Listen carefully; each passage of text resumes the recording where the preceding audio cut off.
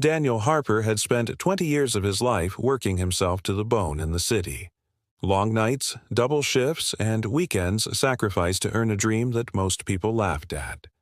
He didn't want a penthouse, or a flashy car, or an office with glass walls. He wanted peace, a place of his own. That dream finally came true when he purchased a large stretch of land outside the city limits. At the heart of his property was a glittering blue lake, surrounded by pine trees that whispered in the wind.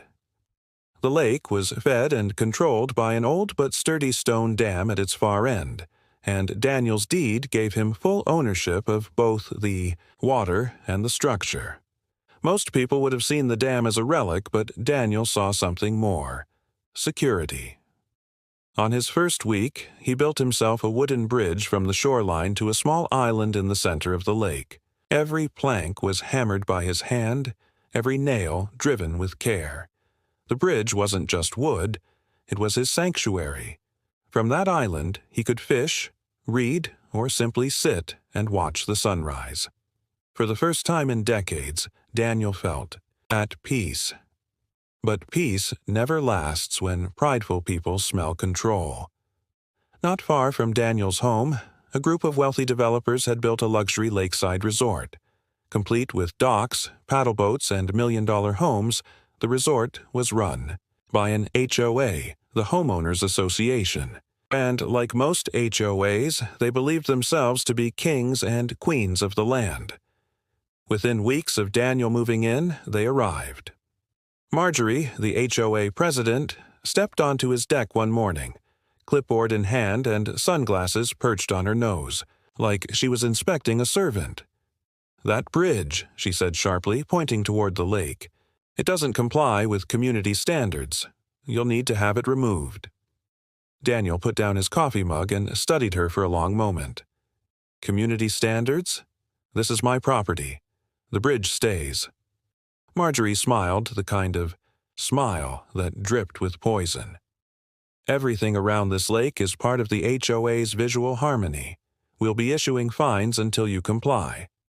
Daniel chuckled. "I'm not part of your HOA. You have no authority here." That was the moment. The war began.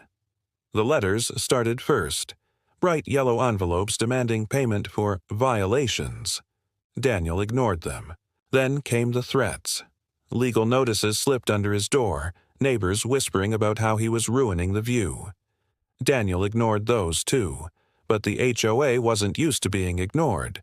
One evening, after a supply run into town, Daniel returned to a gut-wrenching sight. His bridge, the one he built with his own hands, was gone. The posts had been ripped from the water. The planks were smashed and scattered along the shore. His sanctuary destroyed. Across the lake, the HOA members gathered on their resort dock, sipping wine and laughing. They thought they had won. Next morning, Marjorie returned with 2 board members. "Consider it a lesson, Mr. Harper. You can't just do whatever you want. The bridge was an eyesore, and we dealt with it." Daniel didn't yell. He didn't threaten. He simply looked her in the eye and said quietly, "You've made a mistake." For weeks, Daniel kept to himself. He didn't rebuild the bridge. He didn't confront the HOA. Instead, he gathered papers, reviewed his deed, and spoke to lawyers in town. The truth was simple. The HOA had no power over him. In fact, it was the other way around. The lake they loved so much, the water they built their resort on, the docks and boats they bragged about to investors, all of it depended on the dam that Daniel owned. With one turn of a wheel, he could drain the lake dry, and there wasn't a single thing the HOA could do to stop him. The HOA grew bolder, flaunting their power. They sent him fines totaling thousands of dollars, even though he wasn't part of their association. They sent threats of lawsuits, fake police reports, even drones hovering over his property. But Daniel waited patiently. He knew anger made people sloppy. And soon, the HOA made their biggest mistake. They announced a massive event at the resort, a luxury gathering with investors, property buyers, and wealthy families designed to show off the lakefront lifestyle. Daniel smiled when he saw the flyers. He walked to the dam that evening, the sun dipping below the horizon. The steel wheel controlling the gates was stiff with rust, but it still moved under his grip. He didn't open it yet. Not fully. Just enough to hear the faint groan of metal. Just enough to remind himself of the power he held. The day of reckoning had come. The resort was alive with music and laughter. Guests mingled on the docks, glasses of champagne in hand. Children paddled boats across the glittering water. Marjorie stood proudly at the center, showing off her lake as if she owned it. Then, the water began to lower. At first, no one noticed, but within an hour, boats scraped against the muddy bottom. Guests pointed and murmured. The docks began to creak as the waterline sank visibly. By late afternoon, panic spread.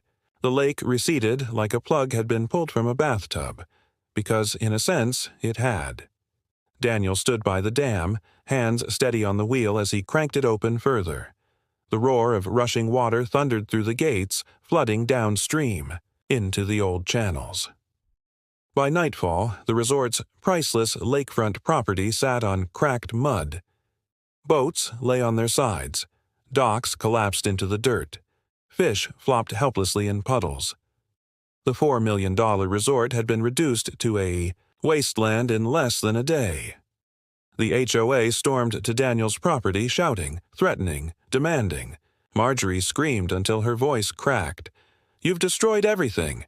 We'll ruin you. We'll take you to court." Daniel calmly handed them a copy of his deed. "This dam, this lake, all mine. You destroyed my bridge.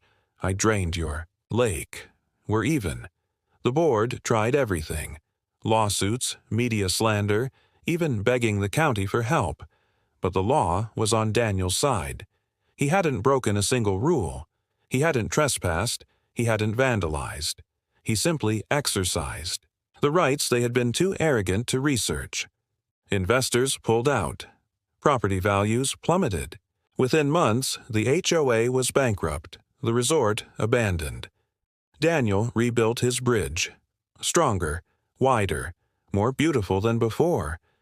He sat on his island every morning, sipping coffee, watching the sunrise reflect in the shallow waters that slowly returned, and though the HOA was gone, their lesson remained. Never underestimate the quiet man who knows his rights. Because sometimes the most dangerous power is the one no one realizes you hold.